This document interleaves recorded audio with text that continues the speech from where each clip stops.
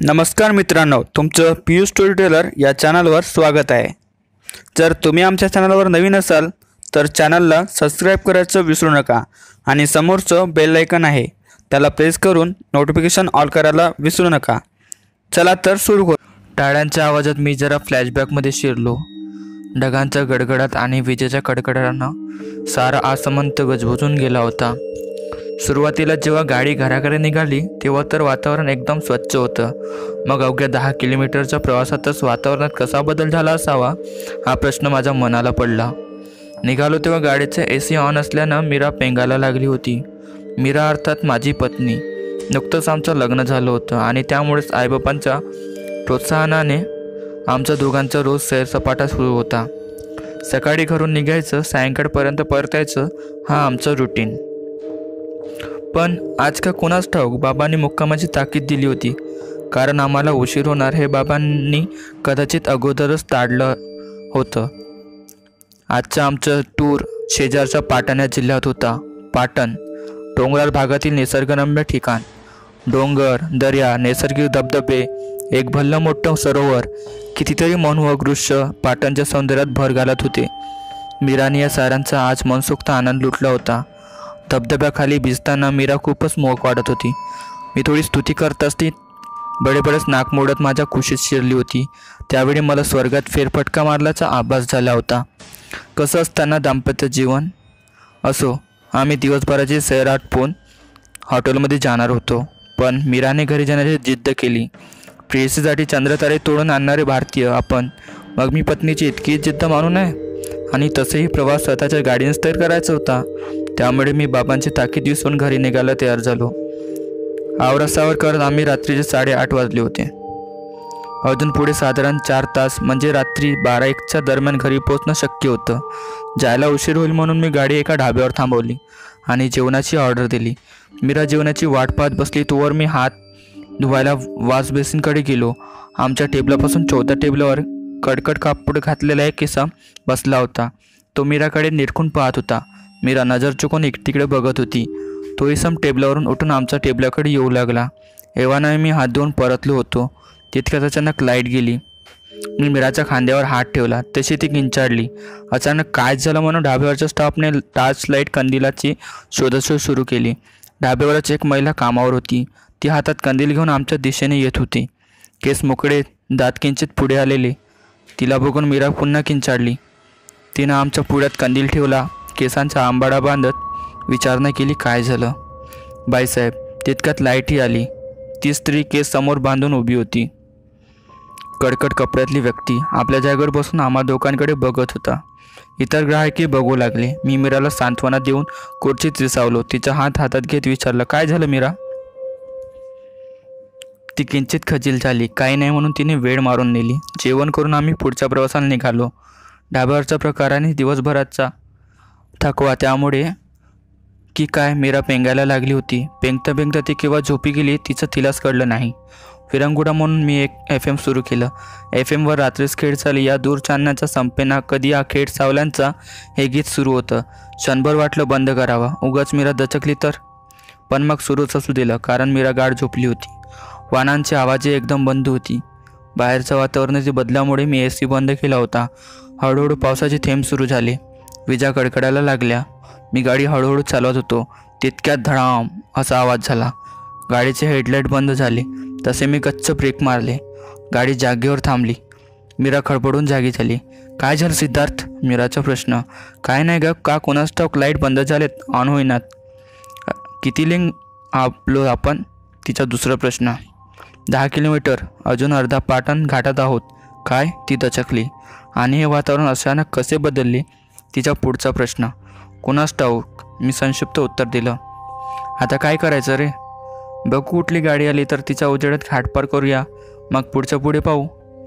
आम्ही काही मिनटं वाट पाहिली, पण कोणतंच वाहन येत नसल्याने विजेच्या प्रकाशात हळूहळू पुढे जायचं ठरवलं। मीराने दुजोरा दिला। मी गाडी सुरू करून हळूहळू पुढे चालवायला सुरुवात केली। साधारण 200 मीटरवर एका वळणावर एक भला मोठा वृक्ष रस्ता रोखून पडला होता। डावीकडे एक वळण होतं। बहुतेक वृक्ष रस्त्याच्या कडेला होतं। अंधारात अंदाज घेत येत नव्हता। मी डावीकडून गाडी पुढे काढली, पण हे काय, सकाळी आलो तर तेव्हा तर रस्ता चमचमत होता, आता खडबडीत कसा? माझ्या मनात शंकेची पाल चुकचुकली. मीरा शांत बसून होती. कदाचित मला प्रश्न विचारून ती व्यवधान आणू इच्छित असावी. गाडी थोडी पुढे जाताच मी दचकन ब्रेक दाबले. हे काय? एक म्हातारा बाबा, साधारण 70ला असावा, हातात कंदील, अंगावर घोंगडी घेऊन काठी टेकत रस्ता ओलांडत होता. मी जवळ जाऊन ओरडलोच, पण त्यानं ऐकलं नाही. कदाचित गाडीचे काच बंद असल्यानं ऐकायला आलं नसावं. त्याने आता रस्त्याच्या कडेकडेनं चालायला सुरुवात केली. त्याची पाठमोरी आकृती एकदम भयावह वाटत होती. मी मीराला म्हटलं, रस्ता चुकल्यासारखं वाटतोय, बाबाला विचारावं का? ती काहीच बोलली नाही. कदाचित भिली असावी, म्हणून मी गाडी म्हाताऱ्या बाबाजवळ नेऊन थांबवली. गाडीचा काच खाली करून बाबाला विचारता झालो, बाबा, हा रस्ता कोणाकडे जातो? म्हाताऱ्यानं कंदिलाचा उजेड माझ्याकडे केला. पहिल्यांदा डोळे मोठे करून मोठ्याने हसला. माझ्या काळजात धस्स झालं. आलास तू? खूप विचार केलास? आता कायमचं राहणार ना? आणि पुन्हा हसायला लागला. आता मात्र माझ्या मनात कापरं भरलं होतं. तरी हिम्मत करून मी बाबाला पुन्हा तोच प्रश्न केला, बाबा, रस्ता कुठे जातो? त्यानं मीराकडे रोखून तिरक्या नजरेनं पाहत उत्तर दिलं, कुठे जातो? तेच तर मी तुला विचारतोय. मी म्हणालो, तेच मी सांगतो, रस्ता कुठे जातो? रस्ते कुठेच जात नसतात बाबा, रस्ते आपल्याला पोहोचवत असतात, कोणाला गंतल्यावर, कोणाला स्मशानात. आणि परत हसायला लागला. परत काही न बोलताच आत वळवळून झाडाझुडपात शिरून गेला. मी वैतागून खिडकी बंद केली आणि गाडी पुढे चालवायला लागलो. मीरा अजूनही शांतच होती. FM बंद झालं होतं. मीरा कसलं तरी गाणं गुणगुणत होती. मला तिचा राग आला. अशा परिस्थितीत गाणं गाते? मी जरा वैतरणूक म्हणालो, मीरा, चालत राहा, थांबू नकोस आणि थांबवू नकोस शिवा. तिचा स्वर वृक्ष झाला होता आणि माझं नाव सिद्धार्थ असूनही मला शिव म्हणून संबोधत होती. अगोदरच त्या म्हाताऱ्याचे विचित्र उत्तर, आता हिचं विचित्र वागणं. माझा चेहरा घामानं डबडबला. रात्रीबेरात्री स्मशानातून हिंडणारा सिद्धार्थ आज चक्क भीतीने थरथरत होता आणि पालीझुराला घाबरणारा मीरा एकदम शांत निश्चल. काही अंतर पार केल्यावर समोर एक दगडी पूल होता आणि थोडं सपाट मैदानी.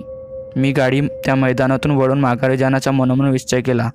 गाडी पुलावरून पुढे जाताच छपाछप काहीतरी पाण्यात पडल्याचा आवाज आला. मी मागीन वळून पाहिलं. दगडी पूल पाण्यात कोसळला होता. आता परत फिरणं संभव नव्हतं.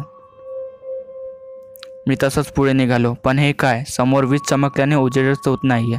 मी ब्रेक दाबले. पाऊसही थांबला होता. मी खाली उतरलो. गाडी एका भल्या मोठ्या दगडी छतावर खाली उभी होती. मी मोबाईल ऑन केला. मोबाईलला रेंज नव्हती. मी टॉर्च ऑन करण्यात तितक्यात माझ्या हातावर एक जोरदार प्रहार झाला. हातातला मोबाईल एकीकडे व मी दुसरीकडे जाऊन पडलो. मी सावरून उभा राहिलो. मोबाईल तुकड्या तुकड्यात जमिनीवर विखुरला होता, कारण शोधता शोधता फक्त बॅटरी हाताला लागली. मीरा अजूनही गाडीतच आहे असा माझा समज होता. तो मी गाडीचा बॉडी लाईट ऑन केल्यावर दूर झाला. मी भांबवलो. मीरा मीरा ओरडू लागलो. पायखोलीन जमीन निघून गेली, पण काहीच उत्तर नाही. उलट माझेच प्रतिध्वनी मला ऐकायला येत होते. मी अगदी रडवेला झालो. जवळच एक दगड पडला होता. त्यावर हताश होऊन बसला.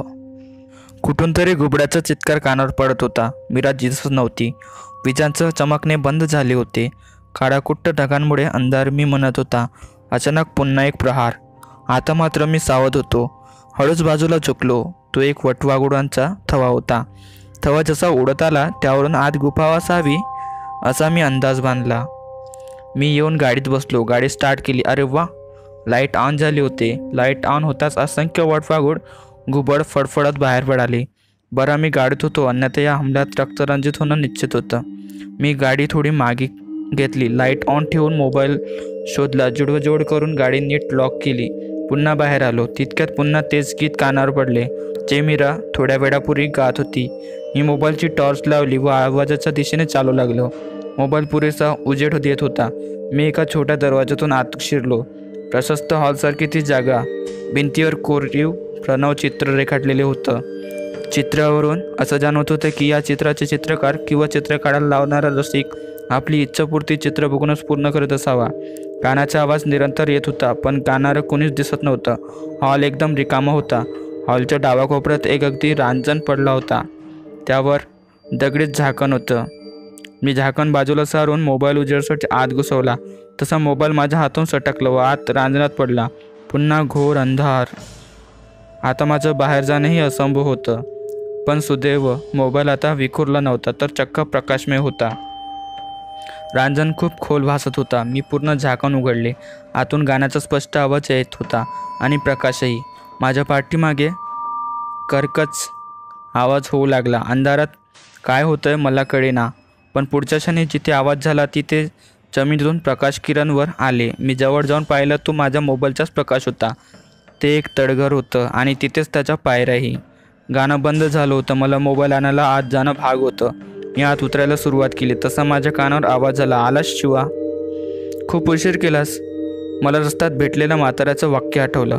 पण आता आवाज एका स्त्रीचा होता. आवाजाच्या दिशेने बघितलं तर ती मीरा होती. केस मोकळे, कपारी कंकुळाचं मरवड भरलेलं. पण आवाज मीराचा नक्कीच नव्हता. काय झालं असावं मीराला? मला एकीकडे मीरा सापडल्याचा आनंद होता, तर दुसरीकडं बुलबुले या चित्रपटाची आठवण होत अंगावर काटा आला होता. ए शिवा, ये. जयमाला तुझी आतुरतेनं वाट बघते. मी जवळ जाऊन तिला गदगद हलवत म्हटलं, काय झालं मीरा? अशी का वागते मीरा? नको मीरा म्हणूस म्हणू शिवा, जयमाला म्हण. आणि मला घट्ट मिठी मारून ती धसाधसा रडू लागली. तुझी तब्येत बरी आहे ना? मी प्रश्न केला. मी बरी आहे, पण तू कसं रे सारंच विसरलास? काय विसरलो मी? म्हणजे तुला काहीच आठवत नाही? आणि तिनं सांगायला सुरुवात केली. हे गर्भगृह बघतोस ना? बघ आणि आठवण्याचा प्रयत्न कर. राजा क्रूरकर्मा पाटणचा शेवटचा आणि निपुत्रिक राजा. पाटणच्या डावीकडे राजा धीरेंद्रनाथ यांचे एक सुंदर आणि वैभवसंपन्न राज्य होतं. राजाला एकमात्र कन्या होती, राजकुमारी जयमाला. जयमाला सुंदर तर होतीच, पण गुणांनी खाणही होती. घोडस्वारी, धनुर्विद्या, तलवारबाजीसोबत राजकुमारी एक कवयित्रीसुद्धा होती. मैत्रिणींसोबत जंगल विहार करणे, मिळालं तर एखादं सावज घेणे, तळ्याकडे तासनतास बसून सुकल्या पानावर बोरूची लेखणीने कविता करणे, कंटाळा आला तर नाचत बागडत महालाकडे धाव घेणे, हा तिचा नित्यक्रम. याच क्रमात तिनं लिहिलेल्या कितीतरी रचना सुकल्या पानापर्यंत मर्यादित राहिल्या होत्या. सुकलेल्या पाण्यावरच्या कविता कधी कुणाच्या मनात घर करून गेला कळलंच नाही. एके दिवशी जयमाला तळ्या काठच्या बागेत फेरफटका मारत असताना मंजूसुरात एक गीत तिच्या कानावर पडले. गीताचे बोर ओळखीचे वाटत होते, पण स्वर मात्र अनोळखी होतं. जयमाला विचलित झाली. कोण बरं गात असावं, आणि तेही इतकं सुंदर?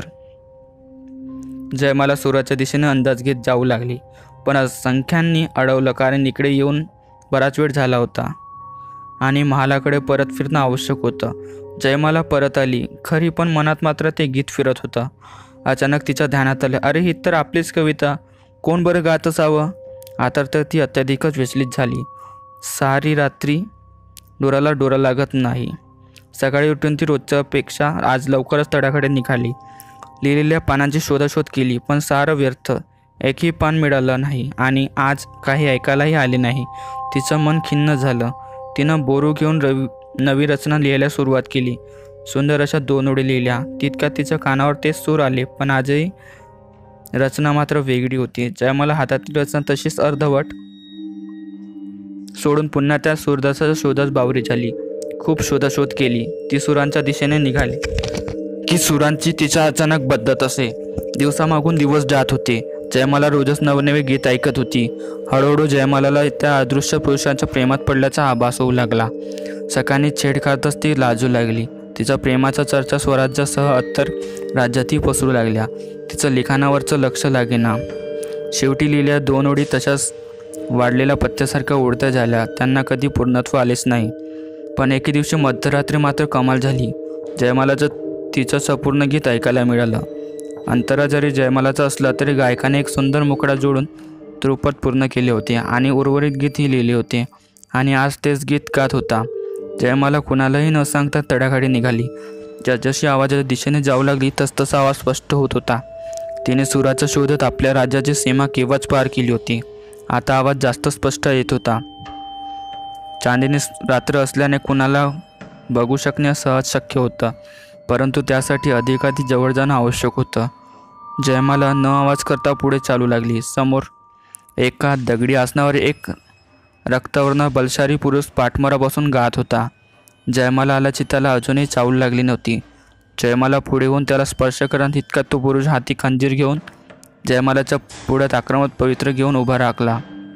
जयमाला तितक्या स्फूर्तीने गुडघ्यावर बसून नतमस्तक झाली. भारदस्त शरीर, बोलके डोळे डोक्यावर पागोटी आणि पागोट्याचा शेल्याने चेहरा झाकलेला. जयमालाला नियती बघताच तो हातातील खंजीर जयमालाचा हात तो ठेवून पाठमरा होऊन चालता झाला. आजही जयमालाच्या हाती शून्यच आला. एव्हाना राजकुमारी वनाकडे गेल्याची बातमी राजाच्या कानी आल्यानं त्याने तिच्या मागावर सैनिकांची एक तुकडी पाठवली होती. राजकुमारी बसली तिथवर सैनिक येऊन पोहोचले होते. राजकुमारी जयमाला उठून उभी राहिली. मनोमन त्या पुरुषाला पती मानून त्याला दिलेले खंजीर कमराला खोवला आणि घोड्यावर विराजमान होऊन महालाकडे सुसाट निघाली. राजकुमारी जयमाला त्या दिवशी परतली खरी, पण सदा चंचल हसतमुख असणारी जयमाला नेहमी दुःखी राहू लागली. नित्यक्रम सुरू असला तरी तो उत्साह मात्र पुन्हा दिसलाच नाही. अगदी तसंच जसं कोणतंच गीत तिला ऐकायला मिळालं नाही. जयमाला अधूनमधून जाऊन आपल्या भावी पतीला शोधत असे. वर्ष झालं तरी तिचं मन लागेना. राजा धीरेंद्र चिंतातूर होऊन अंथरुणात खिळले होते. जयमालाच्या वाढत्यामुळे ते सदाच दुःखी राहू लागले. राजाच्या या परिस्थितीला सारी प्रजा जयमालाच्या जबाबदार होती. वडिलांची नाजूक स्थिती पाहून जयमाला स्वयंवर पद्धतीने विवाहाला मान्यता दिली. राजा आनंदी झाला. राजकुमारी जयमालाला ऐकलेलं तिचंच अपूर्ण गीत पूर्ण करण्याची स्वयंवराची अट ठरली. गावोगावी राजोराजे दवंडा देण्यात आल्या, कारण ते गीत फक्त राजकुमारी आणि त्या इस्मालाच माहीत होतं. 15 दिवस महिला झाला, पण कुठून काहीच खबर आली नाही. राजासह सारी जनता हताश झाली. पण अचानक एक दिवशी शेजारचे राज्य पाटाणहून राजा क्रूरकर्माकडून स्वयंवर पूर्ण करण्याचा तलोटा आला. दिवस, तारीख, जागा निश्चित करण्यात आली. राजा धीरेंद्रनाथांचे सहपरिवार आमंत्रित करण्यात आले. लग्नाची जय्यत तयारी करण्यात आली. संपूर्ण राजधानी सजवण्यात आली होती. राजकुमार क्रूरकर्मा आपल्या वडिलांच्या अपघाती मृत्यूनंतर अल्पवयातच राजा होऊन झाला होता. राजमहालात मृत्यूशय्यावर पडलेल्या आईखेरीज राजाचं आपलं म्हणून कोणीही नव्हतं. हा मंत्र्याचा जमावडा मात्र गरजेपेक्षा जास्त दिसत होता. सगळे चहलपहल होती. ठरल्याप्रमाणे राजकुमारी जयमाला आणि राजकुमार क्रूरकर्मा दोघांचा आसन समोरासमोर लावण्यात आले. क्रूरकर्मा येऊन स्थानापन्न झाले. सारी प्रजा स्तब्ध झाली. राजाने इशारा करताच गुलाब फुलांच्या पाकळ्यांच्या पायगड्यावरून जयमालाचे आगमन झाले. जयमालाने समोर पाहिले तेच बलशाली शरीर, तीच कांती, तिच्या ओठावर स्मित छडकले. पण डोळ्यात मात्र ती चमक जाणवत नसल्यानं दुसऱ्याच क्षणी ओठांवरचं स्मित लोप पावलं. विवाहाच्या घोषणा. राजाच्या जयकाराने सारा आसमंत गजबजून गेला. राजाने हात वर केला. पुन्हा निरोध शांतता पसरली. पुरोहित आणि राजकुमारी जयमालाला स्वयंवरातील अटीप्रमाणे पहिल्या ओळी गाण्याची सूचना केली. जयमालाने अर्धवट राहिला तिच्या शेवटच्या गीताच्या 2 ओळी गायल्या. तिच्या ओळी पूर्ण होताच राजा क्रूरकर्माने पुढच्या 2 ओळी त्याच लयात गाऊन पूर्ण केल्या. जयमालाच्या चेहऱ्यावर हास्य उमटले. त्याच गीताच्या ओळी आज जयमालाने ऐकल्या होत्या. आता राजा क्रूरकर्माचं तिनं मनोमन मानलेला वर होता हे सिद्ध झालं. ढोल, नगाडे, सनई, चौघड्यांच्या जल्लोषात विवाह संपन्न झाला. काही काळ मोठ्या आनंदाने पार पडला. परंतु विघ्न आले ते मधुचंद्राच्या रात्री. जयमालाने क्रूरकर्मासमोर संपूर्ण गीत ऐकण्याचा लाडी घट्ट धरला, परंतु क्रूरकर्माने तिचा हट्ट पूर्ण साफ मनाई केली. महाराज असं का वागताय हे जयमालाला कळत नव्हतं. तीही थोडी हट्टी झाली. गीत पूर्ण ऐकूनच समर्पण करण्याचा तिनं निर्णय केला. त्या दिवसापासून राजा राणीतला संवादही बंद झाला. एके दिवशी राणी आंघोळीनंतर महालासमोर केस सुकवत बसली होती. अचानक तेच गीत त्या सुरात तिच्या कानावर पडले, पण आवाज येतोय कुठून काहीच पत्ता लागत नव्हता. राणीला वाटले महाराज एकांतित गीत गाण्यात आनंद प्राप्त करत असतील. तिने पुन्हा राजांना भेटण्याचा निरोप दासीकरवी पोहोचवता केला. ठरल्याप्रमाणे गर्भगृह सजवण्यात आली. मध्यभागी शेजसय्या मनमोहक फुलांनी सजवली होती. काही अंतरावर एक दडी आसन व्याघ्रासन अंथरून सजवण्यात आलं होतं. महाराज अगोदरच गर्भगृहात दगडी आसनावर विराजमान झाले होते. ते हेच आसन होतं जे जयमालाने राजांच्या पहिल्या भेटीत पाहिले होते. राणी जयमालाने आत प्रवेश करताच गर्भगृह बंद करण्यात आले. गाणे सुरू झाले. विना संगीतानेही गाण्याने जयमाला थिरकायला भाग पडला. जयमाला बेधुंद होऊन नाचू लागली. राजे एकाग्र होऊन गात होते. आज जयमालाला नाचता नाचताच डोळ्यातली ती चमक ही दिसत होती जी तिनं पहिल्या भेटीत पाहिली होती. जयमाला ही गीत गायला साथ देत होती आणि महाराजही थिरकत थिरकत जयमालासोबत नृत्य करू लागले. कुणी जरा प्रसंग पाहिला असता तर 5-7 मिनिटासाठी स्तब्धच झाला असता. गाणे संपून दोघे शेजव्यावर केव्हा पोचले कळलंच नाही आणि जयमालाचा मधुचंद्र पार पडला. दोघं तृप्त होऊन बाजूला झाले. तसा खडाखडा धनिकारार पडला. शिवा शिवा शिवा.